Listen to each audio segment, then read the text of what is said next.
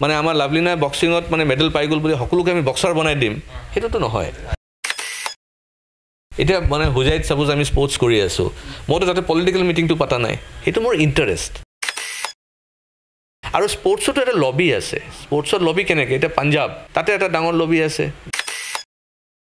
চাই যে খালি যে মানে গুৱাহাটী ষ্টেট কেপিটেলত বহি থাকিব আৰু ইয়াতে ল'ৰা ছোৱালী আহিব সেইটোত কিয় যদি তেওঁলোকে এতিয়া জিলা লেভেলতো যায় কিন্তু ইণ্টাৰেষ্টটো যদি থাকে বাধানো কি আছে ৰাজনীতি সকলোৱে কৰে নমস্কাৰ অলিম্পিয়াৰ সমূহ দৰ্শকক দীপাৱলীৰ শুভেচ্ছা জ্ঞাপন কৰি আৰম্ভ কৰিছোঁ আজিৰ এই বিশেষ সাক্ষাৎকাৰ আজি মোৰ লগত উপস্থিত আছে হুজাই বিধানসভা সমষ্টিৰ প্ৰাক্তন বিধায়ক শিলাদিত্য দেৱ ডাঙৰীয়া লগতে তেখেত ক্ৰীড়াৰ লগতো জড়িত আসাম স্কোৱাছ এছ'চিয়েশ্যনৰ তেখেত সভাপতি আৰু লগতে শেহতীয়াকৈ ভাষিক সংখ্যালঘু উন্নয়ন পৰিষদৰ নৱনিযুক্ত অধ্যক্ষ পোনপ্ৰথমে তেখেতক এই অধ্যক্ষ পদৰ নিযুক্তিৰ কৰণৰ বাবে তেখেতক মই শুভেচ্ছা জ্ঞাপন কৰিছোঁ ধন্যবাদ আৰু দীপাৱলীৰ শুভেচ্ছা যাচিছোঁ সকলো অসমবাসীক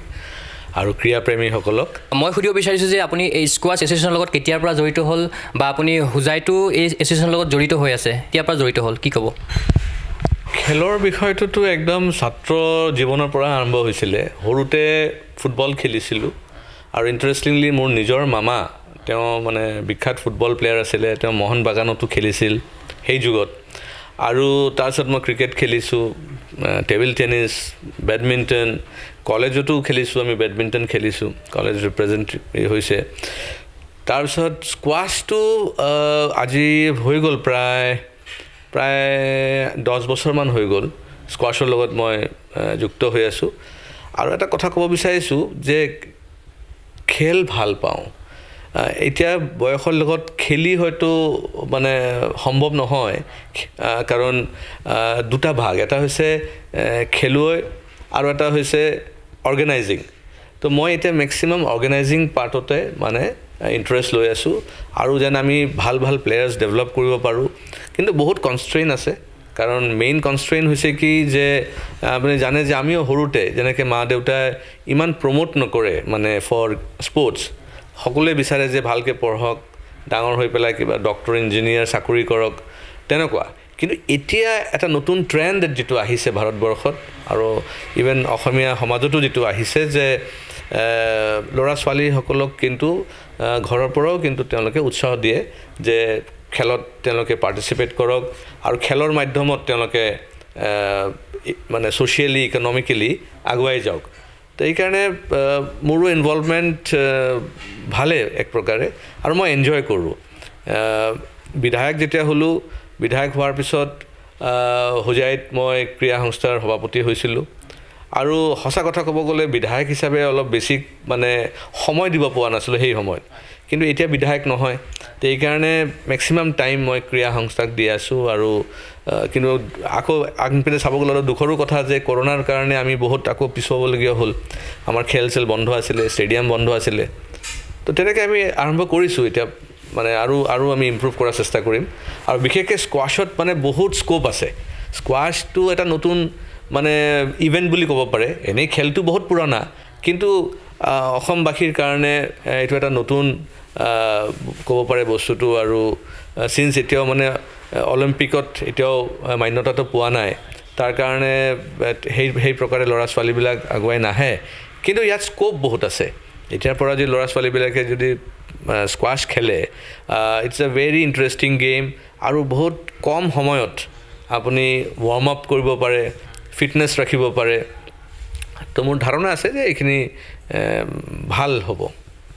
যিহেতু আপুনি উল্লেখ কৰিছে যে অসমত স্কোৱাছৰ জনপ্ৰিয়তা খুব কম মানে বেলেগ গেমৰ তুলনাত গতিকে কি ক'ব ইয়াৰ কাৰণটো কি বুলি ভাবে দেৰিকৈ আহিছে নেকি অসমলৈ গেমছটো কি ক'ব স্কোৱাছ বেচিকেলি আগতে টি গাৰ্ডেনবিলাকত তেওঁলোকে খেলিছিল বা কিছুমান যেনেকৈ শ্বিলঙত মোৰ মনত আছে মই যেতিয়া এডভান্সত পঢ়োঁ তেতিয়া আমি তাতে স্কোৱাছ খেলিছোঁ ক্লাছ 3, 4, 5তো আমি তেতিয়া স্কোৱাছ খেলিছোঁ কিন্তু এইটো ৰেষ্ট্ৰিক্টেড আছিলে টু টি গাৰ্ডেনছ বা কনভেণ্ট এডুকেশ্যন তেনেকুৱা ইমান মানে অলিম্পিকৰ মাধ্যমত সেইটো পপুলাৰিটিটো পোৱা নাছিলে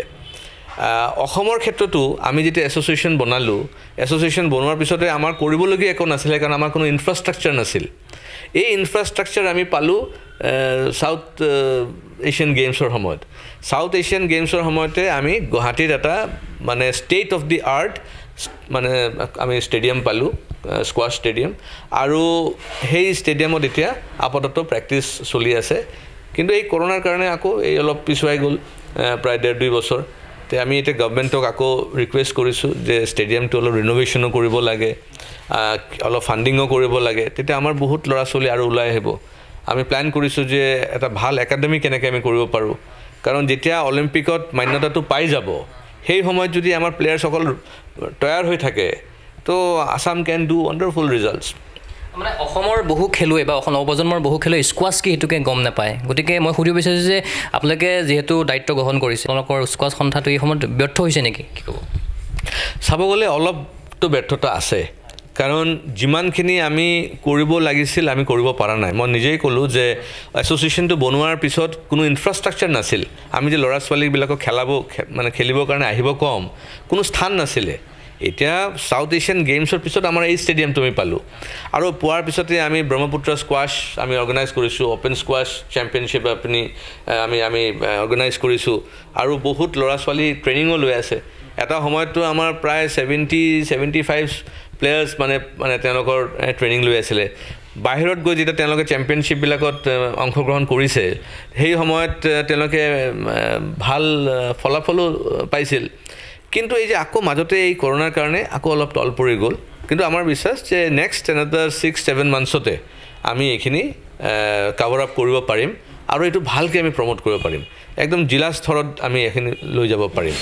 যেহেতু আপুনি উল্লেখ কৰিছে যে অসমত এই ক্ৰীড়াবিধৰ স্কোপ আছে তো মই সেইটো বিচাৰিছোঁ যে কেনেকুৱা ধৰণৰ স্কোপ আছে কিয় আগবাঢ়ি আহিব নৱপ্ৰজন্মই খেলবিধ খেলিবলৈ চাওক প্ৰথম হ'ল কি এই খেলটো অলপ এক্সপেঞ্চিভ এটা বেট কিনিব হ'লেও তাৰ ভাল এটা দাম আছে বুট কিনিব লাগে মানে স্কোৱাছ যিটো আপোনাৰ জোতা আছে তাৰপিছত তো এইকাৰণে দেখা গৈছিল যে মেক্সিমাম ইলাইট ক্লাছৰ মাজতে সীমাবদ্ধ হৈ আছিল যেনেকৈ টি গাৰ্ডেন এতিয়া টি গাৰ্ডেনত চব চাহাবসকলে খেলিছিলে তো এইকাৰণে যিটো একদম গ্ৰাছ ৰুট আপুনি যি প্লেয়াৰ ডেভেলপ কৰিব লাগে আপুনি গ্ৰাছ ৰুটত লৈ যাব লাগিব একদম ভিলেজ লেভেলত এতিয়া ফুটবল কোনে খেলে ফুটবলটো আমাৰ গাঁৱৰ ল'ৰাবিলাকেও খেলে ভলীবলটো আমাৰ গাঁৱৰ ল'ৰাবিলাকে খেলে হয় না নাই বেডমিণ্টনটো আপুনি যিকোনো স্কুল কলেজত গ'লেই আপুনি খেলিব পাৰে ঘৰতো খেলিব পাৰে কিন্তু স্কোৱাছটো অলপ এক্সপেঞ্চিভ হৈ যায় এটা স্কোৱাছ কোৰ্ট বনাব হ'লে আপোনাৰ বহুত টকা খৰচ আছে এটা বেট কিনিব হ'লে তাৰ এটা দাম আছে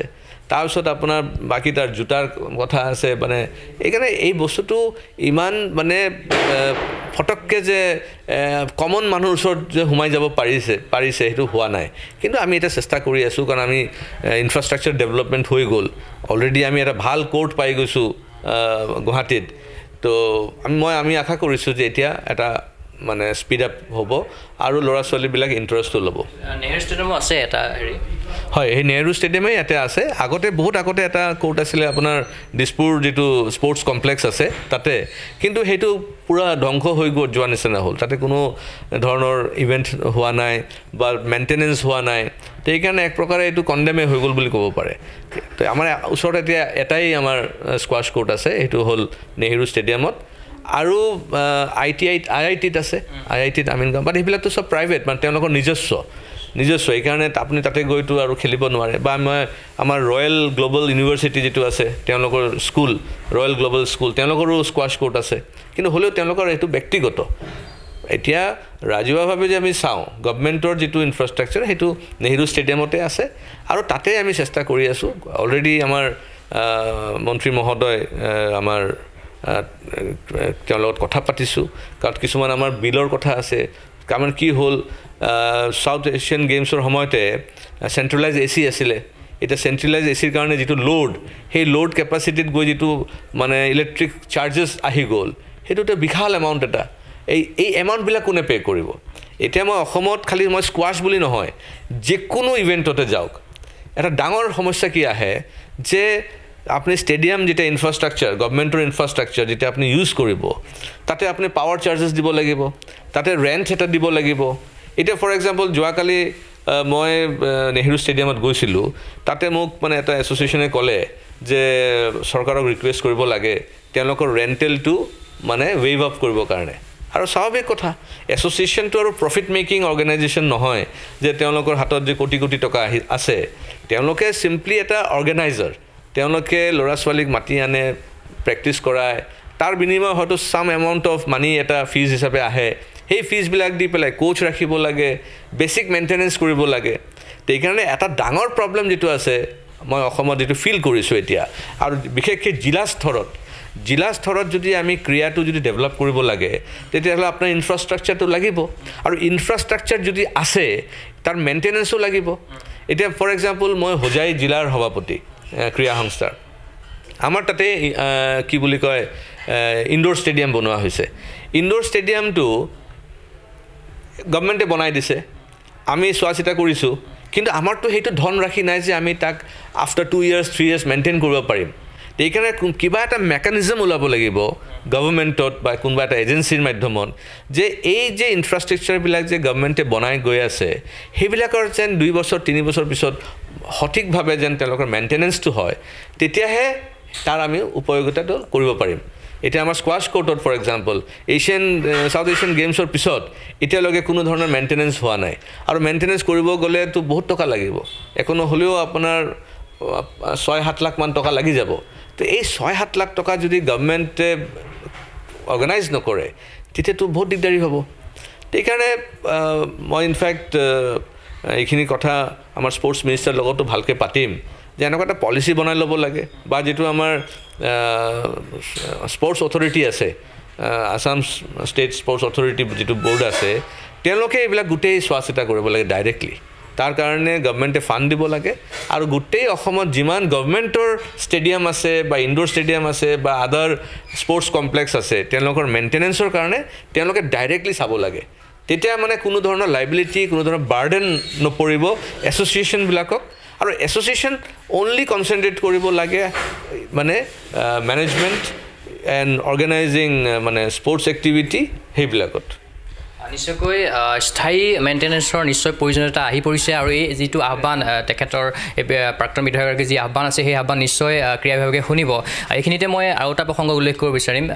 যিহেতু আপুনি এই ক্ষেত্ৰখনৰ লগত বিশেষ সমাজজুৰি জড়িত হৈ আছে গতিকে স্কোৱাছৰ পৰা সম্ভাৱনাময় খেলুৱৈ আপোনাৰ দৃষ্টিত কোন কোন আছে যিসকলে আগন্তুক সময়ত ৰাষ্ট্ৰীয় তথা আন্তঃৰাষ্ট্ৰীয় পৰ্যায়ত নাম উজ্বলাব পাৰিব সক এই মুহূৰ্ততো ক'ব পাৰে এটা নেচেন্ট ষ্টেজত আছে স্কোৱাছ কিন্তু আমাৰ বহুত সৰু সৰু ল'ৰা ছোৱালী তেওঁলোকে খেলি আছে এতিয়া আমি কোচিঙো দিছোঁ মাজতে আমাৰ ভাল কোচো আহিছিল মুম্বাইৰ পৰা কিন্তু সেই কৰোনাৰ সময়তে এৰিবলগীয়া হ'ল তেতিয়া আমি একদম নতুন পৰিৱেশত আমি এটা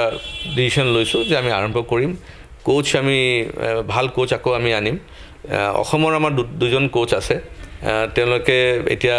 মানে মোটামুটিকৈ চাই আছে আৰু এতিয়া মানে কিন্তু তেনেকুৱা ইমান প্ৰফেশ্যনেলি বস্তুটো হোৱা নাই তো সেইকাৰণে আমি ধৰক very short period of time আমি আৰম্ভ হৈ যাব প্ৰিয় দৰ্শকসকল এগৰাকী ৰাজনীতিবিদ বহুতে তেখেতক দেখা পাইছে ৰাজনীতিৰ ক্ষেত্ৰখনত কিন্তু আমি ক্ৰীড়া জগতৰ কথা পাতিছোঁ আৰু মই এই প্ৰসংগত আকৌ আৰু এটা প্ৰসংগ উল্লেখ কৰিব বিচাৰিম যিহেতু আপুনি এটা সময়ত হোজাই সমষ্টিৰ বিধায়ক আছিলে এতিয়া আপুনি প্ৰাক্তন বিধায়ক মই সুধিব বিচাৰিছোঁ যে আপুনি যেতিয়া এই ক্ষেত্ৰখনৰ লগত জড়িত হৈ আছিলে বিধায়ক হৈ আছিলে তেতিয়া হোজাইত কেনেকুৱা ধৰণৰ ক্ৰীড়াৰ লগত জড়িত হৈ আছিলে বা উন্নয়নৰ কাৰণে কেনেকুৱা ধৰণৰ কাম আপুনি কৰিছিলে হোজাইৰ ক্ৰীড়া সংস্থাৰ সভাপতি হোৱাৰ পিছতে মোৰ যেটো MLA ফাণ্ডৰ যেটো সিগনেচাৰ প্ৰজেক্ট 10 কোটি টকাৰ সিগনেচাৰ প্ৰজেক্ট আছিলে সেই সিগনেচাৰ প্ৰজেক্টটো মই ষ্টেডিয়াম বনাবৰ কাৰণে লগাইছিলোঁ আৰু ধৰক এনাদাৰ 7 to 8 মান্থছৰ ভিতৰত আমাৰ যেটো নতুন ষ্টেডিয়াম উইথ ব্ৰেণ্ড নিউ দুটা ডাঙৰ পেভিলিয়ন প্লেয়াৰ্ছ এনক্লোজাৰ নতুন ফিল্ড ফ্লাড লাইট গোটেই আমাৰ মানে তৈয়াৰ হৈ যাব এনাদাৰ 7 to 8 মান্থছত সেইকাৰণে এটা নতুন পৰিৱেশ নতুন ইনফ্ৰাষ্ট্ৰাকচাৰ ডেভেলপ হৈছে যেতিয়া মই সভাপতি হ'লোঁ তেতিয়া আমাৰ ইনডোৰ ষ্টেডিয়ামৰ কাৰণেও প্ৰায় 5.5 কোটি টকাৰ এটা চেংচন আছিলে NLCPRৰ আণ্ডাৰত পৰৱৰ্তীত NLCPR ফাণ্ডটো বন্ধ হৈ যায় কিন্তু মই দিল্লীত গৈ পেলাই ডনৰ মিনিষ্ট্ৰীৰ লগত কথা পাতি ফাণ্ডখিনি ৰিট্ৰিভ কৰি আমাৰ ইনডোৰ ষ্টেডিয়ামটো আমি কমপ্লিট কৰিলোঁ আৰু একদম ধৰক লাষ্ট মোমেণ্টত ইনডোৰ ষ্টেডিয়ামটো আমি কমপ্লিট কৰি ইনগ্ৰেশ্যনো কৰিলোঁ এতিয়া আমাৰ কাৰণে এটা নতুন ইনফ্ৰাষ্ট্ৰাকচাৰ আছে ইনডোৰ ষ্টেডিয়াম যাক আমি আৰু এটা ছুইমিং পুলো বনোৱাৰ কথা আছিলে সেইটো ইনকমপ্লিট হৈ আছে আমি চেষ্টা কৰি আছোঁ যে নেক্সট হয়তো 1 বছৰৰ ভিতৰত সেইখিনিও কমপ্লিট হৈ গ'লে এটা মানে স্পৰ্টছ কমপ্লেক্স আমি পাই যাম হোজাইত প্ৰায়বিলাক ক্ৰীড়া সম্বন্ধীয় সভা সমিতিত আপোনাক দেখা পোৱা যায় গতিকে মই ক'ব বিচাৰিছোঁ যে আপুনি ৰাজনীতিবিদ হোৱাৰ উপৰিও এগৰাকী ক্ৰীড়াবিদ হিচাপে আপুনি মনে প্ৰাণে ভাল পায় ক্ৰীড়াক স্বাভাৱিক কথা কাৰণ ৰাজনীতিটো আৰু আপুনি 24 আৱাৰ্ছ কৰি থাকিলেতো মানে পাগল হৈ যাব লাগিব সেইকাৰণে মানুহৰ এনেকুৱা কিবা এটা লাগে কোনোবাই কিতাপ পঢ়ি ভাল পায় কোনোবাই টিভি চাই ভাল পায় কোনোবাই থিয়েটাৰ চাবলৈ যায় মই খেলত ইণ্টাৰেষ্ট আৰু বিভিন্ন ধৰণৰ খেল এয়া নহয় যে খালি মই ক্ৰিকেট চাওঁ বা খালি ফুটবলে চাওঁ মই প্ৰত্যেকটা খেল চাই ভাল পাওঁ আৰু চেষ্টা কৰোঁ যে খেলিবৰ কাৰণে মই আৰ্চাৰীৰ ভাইচ প্ৰেচিডেণ্ট আছিলোঁ অসমৰ তো আৰ্চাৰী যেতিয়া ভাইচ প্ৰেচিডেণ্ট হ'লোঁ তো হোৱাৰ পিছতে মেনেজমেণ্টৰ কাম কৰি আছোঁ অৰ্গেনাইজিঙৰ কাম কৰি আছোঁ কিন্তু মোৰ এটা চখ হ'ল যে আৰ্চাৰী কেনেকৈ খেলিব লাগে তাক শিকিব লাগিব তো আমাৰ নেশ্যনেল কোচ আছিলে লিম্বাৰামৰ লগত মই কথা পাতি দিল্লীত ইন্দিৰা গান্ধী ইনডোৰ ষ্টেডিয়ামত মই তেওঁৰ পৰা অলপ আৰ্চাৰীও শিকিছিলোঁ সেইকাৰণে এটা সেই ইণ্টাৰেষ্টটো লাগিব আৰু খেলৰ বিষয়ে যদি আপুনি ভালকৈ নাজানে তেতিয়া অৰ্গেনাইজ কৰাটো খুব টান এটলিষ্ট আপুনি জানিব লাগিব যে খেলটো কেনেকুৱা হয় তাৰ ৰুলছ ৰেগুলেশ্যনছ কেনেকুৱা তাৰ তেতিয়া মেনেজমেণ্ট কৰাটো ইজি হৈ যায় পদ্ধতিবিলাক জানিব পাৰিলে মই এইখিনিতে অন্য এটা প্ৰসংগলৈ আহিব বিচাৰিছোঁ যিহেতু লাভলীনাই বিগত টকিঅ' অলিম্পিকত ব্ৰঞ্জৰ পদক লাভেৰে অসম তথা ভাৰতলৈ সুনাম কঢ়িয়াই আনিলে কিন্তু এটা কথা দুখৰ বিষয় যে সৰু সজাইত এটা মাত্ৰ বক্সিঙৰ ৰিং আছে ছাইড আছে বক্সিঙৰ ৰিং সেইটো বাৰু এটা কেন্দ্ৰীয় চৰকাৰৰ দ্বাৰা পৰিচালিত এক সংস্থা হয় কিন্তু ক'ব বিচাৰিছোঁ যে এটা মাত্ৰ বক্সিঙৰ ৰিং থকাৰ পাছত লাভলীনাৰ দৰে খেলুৱৈ বিদেশত বা টকিঅ'ত গৈ পেলাই তেখেতে অলিম্পিকৰ পৰা মেডেল লৈ আহিলে কিন্তু জিলা পৰ্যায়ত তেনেকুৱা ধৰণৰ কোনো বক্সিঙৰ ৰিং আজি পৰ্যন্ত নাই বা এই মুহূৰ্তত সৰু কথাত এটা প্ৰকল্পৰ কাম চলি আছে কি ক'ব যে ৰিং নথকাৰ স্বত্তেও ইমান আগবাঢ়ি গৈছে বক্সিঙৰ ক্ষেত্ৰখন লাভলীনাটো মানে মই ভাবোঁ যে মানে এটা ইনবৰ্ণ তাই এটা মানে তেওঁৰ গুণ এটা আছে তেওঁৰ দক্ষতা যিটো মই দেখিছোঁ আৰু ডেডিকেশ্যন সেইকাৰণে ইনফ্ৰাষ্ট্ৰাকচাৰ কম থকাৰ পিছতো আমাৰ ল'ৰা ছোৱালীসকলে যদি মেডেল আনিব পাৰিছে তাৰমানে কিমান পটেনচিয়েল আছে আমাৰ মানুহৰ মাজত আমাৰ গাঁওবিলাকত আমাৰ বিভিন্ন অঞ্চলবিলাকত আৰু এটা কি অসম হৈছে এটা কসমপলিটান ষ্টেট বিভিন্ন জনগোষ্ঠীৰ মানুহ আছে আৰু আপুনি চাওক মানে ভাৰতবৰ্ষত মণিপুৰ এটা শ্ৰেষ্ঠ ৰাজ্য য'ত মানে আপুনি বিভিন্ন ধৰণৰ প্লেয়াৰ পায় আপুনি হকী ফুটবল বিভিন্ন ধৰণৰ প্লেয়াৰ আৰ্চাৰ খুব ভাল ভাল আৰ্চাৰো আছে তেনেকুৱা অসমতো আছে আমাৰ বিভিন্ন জনগোষ্ঠী অসমীয়া হওক বড়ো হওক আপোনাৰ কাৰ্বি হওক ডিমাচা হওক তেওঁলোকৰ মাজত মই দেখিছোঁ যে ফুটবল তেওঁলোকে ভাল খেলে তেওঁলোকে ভলীবল ভাল খেলে আৰ্চাৰী ভাল খেলে আজি মানে জয়ন্ত তালুকদাৰ নিচিনা মানে আমাৰ নেশ্যনেল আমি পাইছোঁ হয় নাই সেইকাৰণে স্কোপ বহুত আছে পটেনচিয়েল বহুত আছে খালি আমি মানে তাক ডেভেলপ কৰিব লাগিব ইনফ্ৰাষ্ট্ৰাকচাৰো মোটামুটি এতিয়া হৈ গৈছে আৰু লাগে আৰু মোৰ ধাৰণা যে ইম্প্ৰুভ কৰিছে যেতিয়া কাৰণ আমাৰ পাষ্ট আমাৰ যে ফৰ্মাৰ চিফ মিনিষ্টাৰ তেওঁ যেতিয়া স্পৰ্টছ মিনিষ্টাৰ আছিলে তেওঁৰ এটা সপোন আছিলে যে অসমক মানে স্পৰ্টছ কেপিটেল মানে গুৱাহাটীক স্পৰ্টছ কেপিটেল বনাব আৰু সেই দিশত প্ৰচণ্ড কামো হৈছিল এতিয়াৰ বৰ্তমানৰ মুখ্যমন্ত্ৰী তেওঁ কিন্তু বহুত ইণ্টাৰেষ্ট লৈছে আৰু তেওঁ নিজেও খেলে তেওঁ নিজেও স্পৰ্টছৰ লগত ডাইৰেক্টলি যুক্ত তেওঁ বেডমিণ্টন খুব ভাল খেলে বেডমিণ্টন ফেডাৰেশ্যনৰ লগত তেওঁ যুক্ত হৈ আছে সেইকাৰণে মোৰ ধাৰণা যে আমি এতিয়া ৰাইট ট্ৰেকত আছোঁ গভৰ্ণমেণ্ট যেতিয়া গভৰ্ণমেণ্টে ইণ্টাৰেষ্ট লয় তেতিয়া আপোনাৰ সেই বাধা বিঘ্নতাবিলাক আপোনাৰ লাহে লাহে আঁতৰি যায় সেইকাৰণে আমাৰ ধাৰণা যে আগন্তুক দিনত যিটো সপোন যে Assam will became the sports destination of India সেইটো হ'ব গৈ আছে এগৰাকী বক্সাৰৰ লগত আমি যেতিয়া কথা পাতিছিলোঁ আন্তঃৰাষ্ট্ৰীয় পৰ্যায়ত তেখেতে উল্লেখ কৰিছিলে যে চাই যদি নাথাকিলে হয় আজি লাভলীনাৰ দৰে খেলুৱৈ কিন্তু আন্তঃৰাষ্ট্ৰীয় পৰ্যায়ত জিলিকি উঠিব নোৱাৰিলে হয় গতিকে আজি তাৰিখত মাত্ৰ এটা বক্সিং ৰিঙেৰে গোটেই বক্সিং ক্ষেত্ৰখন চলি আছে গতিকে আপুনি কি ক'ব বিচাৰে এজন ক্ৰীড়াবিদ হিচাপে কি দেখা পাইছে জিলা পৰ্যায়ত কিন্তু এটাও নাই তেনেকুৱা বক্সিং ৰিং একজেক্টলি ইনফেক্ট আমাৰ হোজাইতো নাই আমি চেষ্টা কৰি আছোঁ যে হোজাইটো আমি কেনেকৈ ডেভেলপ কৰিব পাৰোঁ কিন্তু এটা কথা ঠিক যে চাই এইটো চেণ্ট্ৰেল গভৰ্ণমেণ্টৰ যিটো মানে স্কিমত কামটো কৰি আছে তেওঁলোকৰ ফাণ্ডিং তেওঁলোকৰ অৰ্গেনাইজেশ্যন তো দে আৰ অলছ' ডিউটি বাউণ্ড চাই যেতিয়ালৈকে ৰাজ্যবিলাকত তেওঁলোকে ভালকৈ স্পৰ্টছ ডেভেলপ নকৰিব তেতিয়ালৈকে তেওঁলোকৰ যিটো মানে মানে কি বুলি ক'ম যিটো আইডিঅ'লজি সেইটোতো তেতিয়া কামতে নাহিব সেইকাৰণে চাই আৰু ষ্টেপ আপ কৰিব লাগে চাই ডিষ্ট্ৰিক্ট লেভেলতো যাব লাগে চাই যে খালি যে মানে গুৱাহাটী ষ্টেট কেপিটেলত বহি থাকিব আৰু ইয়াতে ল'ৰা ছোৱালী আহিব সেইটোতকৈও যদি তেওঁলোকে এতিয়া জিলা লেভেলতো যায় কাৰণ মেইন কথাটো হৈছে ফাণ্ড এটা ৰাজ্য চৰকাৰৰ ওচৰত যিমান ফাণ্ড থাকে তাতকৈ বহু গুণ বেছি ফাণ্ডটো কেন্দ্ৰ চৰকাৰৰ ওচৰত থাকে সেইকাৰণে কেন্দ্ৰ চৰকাৰে যদি আৰু পাম্প কৰিব পাৰে তেতিয়াহ'লে মই ভাবোঁ যে স্পৰ্টছটো আমি আৰু সফল কৰিব পাৰিম আৰু স্পৰ্টছতো এটা লবি আছে স্পৰ্টছত লবি কেনেকৈ এতিয়া পাঞ্জাৱ তাতে এটা ডাঙৰ লবি আছে ৰাজস্থানত লবি আছে পইচাবিলাক তেওঁলোকে বেছিকৈ লৈ যায় তো মই ভাবোঁ যদি আমিও যদি ভালকৈ পইচা আনিব পাৰোঁ চেণ্ট্ৰেল গভৰ্ণমেণ্টৰ পৰা তেতিয়াহ'লে আমি আৰু ইনফ্ৰাষ্ট্ৰাকচাৰ বনাব পাৰিম আৰু ৰাজ্য চৰকাৰো তেতিয়া আৰু কণ্ট্ৰিবিউট কৰিব পাৰিব মই এই প্ৰশ্নটো এইকাৰণে সুধিছোঁ যিহেতু অসমত বক্সিঙৰ এক সম্ভাৱনাময় ভৱিষ্যত আছে আৰু তেখেতে আহ্বান কৰিছিলে যে জিলাই জিলাই যদি বক্সিঙৰ ৰিং হয় গাঁও ভূঞে থকা যিখন উদিত প্ৰতিভা আছে তেখেতসকলে এই বক্সিঙলৈ আহিব পাৰিব চাইলে আহিলে অসুবিধা হয় বা সৰু সজাই আহিলে তেখেতে পাৰফৰ্মেঞ্চ দিব নোৱাৰে গতিকে জিলাই জিলাই যদি বক্সিঙৰ ৰিং হয় এইটো নিশ্চয়কৈ এটা সম্ভাৱনাময় দিশ হ'ব কি ক'ব চাওক মই খালি মানে এটা ডিচিপ্লিনতে কনচেনট্ৰেট নকৰোঁ এতিয়া বক্সিঙত আমি পদক পাইছোঁ অলিম্পিকত সেই বুলি যে খালি আমি এতিয়া বক্সিঙতে কৰিব লাগিব আমাৰ এই খেতিৰ নিচিনা এতিয়া সকলোৱে যদি মানে আলু খেতি কৰা আৰম্ভ কৰি দিয়ে তে আলুৰ দাম বজাৰত নাথাকিব সেইকাৰণে আমি জানিব লাগিব যে আমি কৃষকক যদি উচিত মূল্য দিব পাৰোঁ তেতিয়াহ'লে বিভিন্ন ধৰণৰ খেতি কৰিব লাগিব এতিয়া কোনোবাই বক্সিঙত মানে আমাৰ লাভলিনাই বক্সিঙত মানে মেডেল পাই গ'ল বুলি সকলোকে আমি বক্সাৰ বনাই দিম সেইটোতো নহয় এতিয়া আমাৰ হিমা দাসতো আছে তো হিমা দাসৰ নিচিনা সকলোৱে দৌৰি থাকিব লাগিব এতিয়া এইকাৰণে আমি মাল্টি ডিচিপ্লিনত কনচেনট্ৰেট কৰিব লাগিব তাৰ কাৰণে ইনফ্ৰাষ্ট্ৰাকচাৰ যিমান লাগে তাৰ কাৰণে আমি চেষ্টা কৰি যাব লাগিব কি ঠিক আছে অহাকালি হয়তো আমি স্কোৱাছৰ পৰাও হয়তো যেতিয়া অলিম্পিকত যাব এইটো অলিম্পিকত খেল যাব হয়তো অসমৰ পৰা আমি পদক লৈ আহিম গ'ল্ড লৈ আহিম হয়তো সেইকাৰণে সকলোৱে যেতিয়া স্কোৱাছ খেলিব লাগিব সেইটোও নহয় সেইকাৰণে আমি প্ৰত্যেকটা ডিচিপ্লিনত ইকুৱেলি আমি নজৰ ৰাখিব লাগিব আৰু য'ত স্কোপ বেছি আছে তাত আমি বেছিকৈ দিব লাগিব কথাটো বুজিছে সেইকাৰণে ভাল হ'ব নিশ্চয়কৈ 19টাকৈ পদক লাভেৰে ভাৰতলৈ গৌৰৱ কঢ়িয়াই আনিছিলে এইবাৰ পেৰালিম্পিয়ানসকলে তাৰে দুগৰাকী খেলুৱৈক আমি লগ পোৱাৰ সৌভাগ্য হৈছিল তেখেতৰ লগত আমি কথা পাতিছিলোঁ তেখেতে এটা কথাই কৈছিলে প্ৰতিটো ইভেণ্টত আপুনি কোৱা কথাখিনিয়ে কৈছে প্ৰতিটো ইভেণ্টত যদি ভাৰতৰ পৰা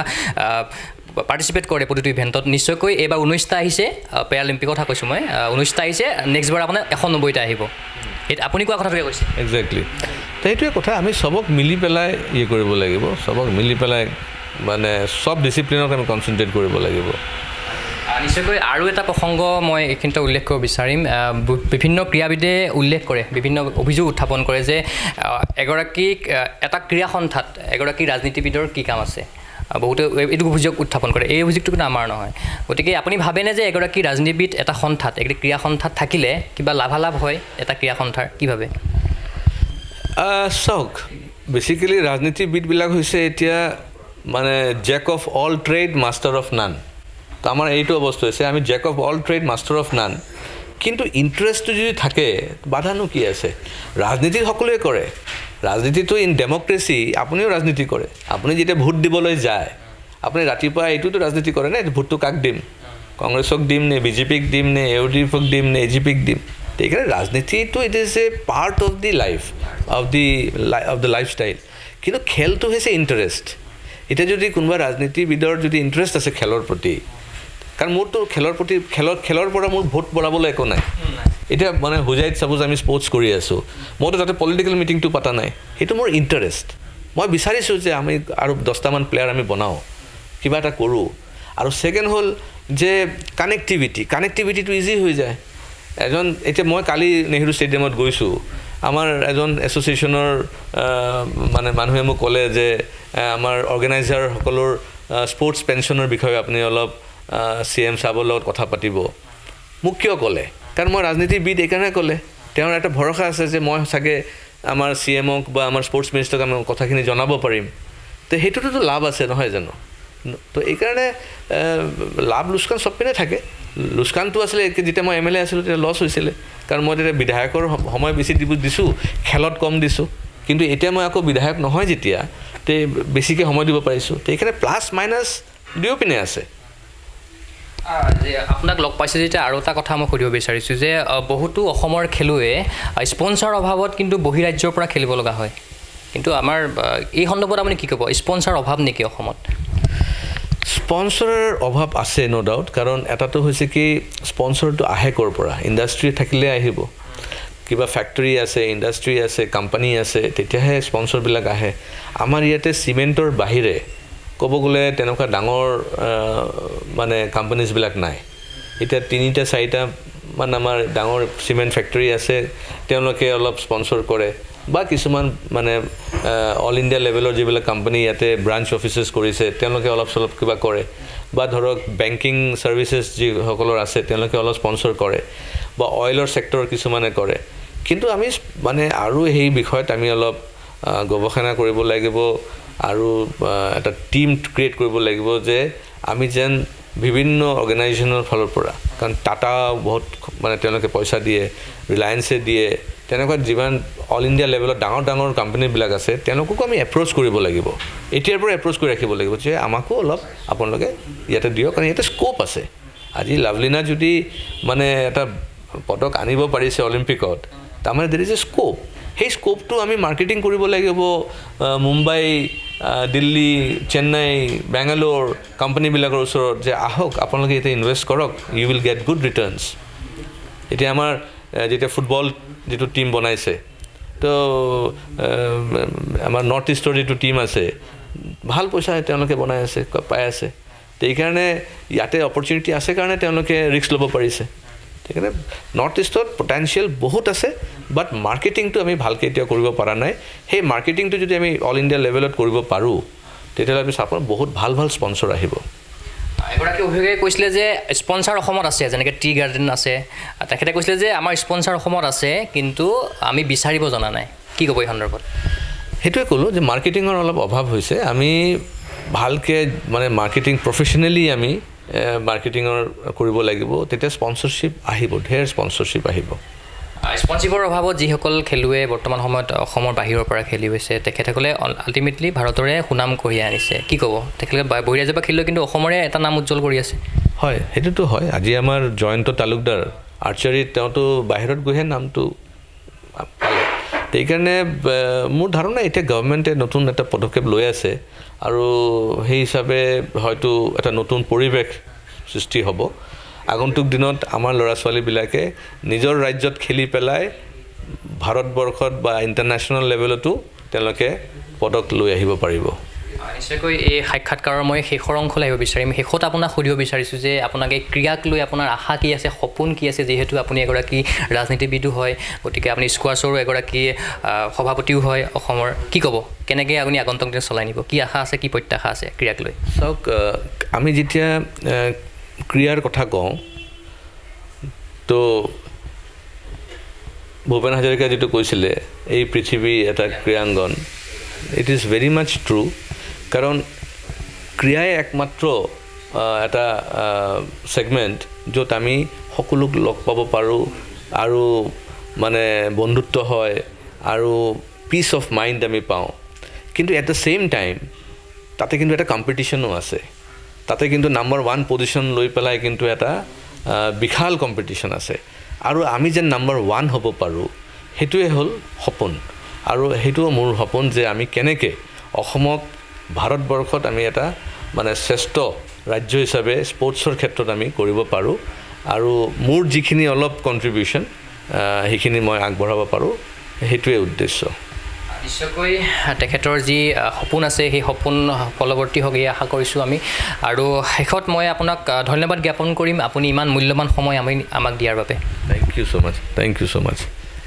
নিশ্চয়কৈ এয়া আছিল হোজাই সমষ্টিৰ প্ৰাক্তন বিধায়ক শিলাদিত্যদেৱ ডাঙৰীয়া তেখেতৰ লগত আমি স্কোৱাছ ক্ষেত্ৰখনৰ লগতে অসমৰ ক্ৰীড়া ক্ষেত্ৰখনৰ লগত জড়িত বিভিন্ন কথা পাতিলোঁ আমি আশা কৰিম ক্ৰীড়া ক্ষেত্ৰত তেখেতৰ তত্বাৱধানত আৰু বহুত খেলুৱৈ ওলাই যাওক ৰাষ্ট্ৰীয় তথা আন্তঃৰাষ্ট্ৰীয় পৰ্যায়ত অসমৰ খেলুৱৈয়ে সুনাম অৰ্জন কৰক এই আশাৰে মই চিন্ময় বৰা এই বিশেষ সাক্ষাৎকাৰৰ পৰা বিদায় লৈছোঁ চাই থাকিব অলিম্পিয়া স্পৰ্টছ ধন্যবাদ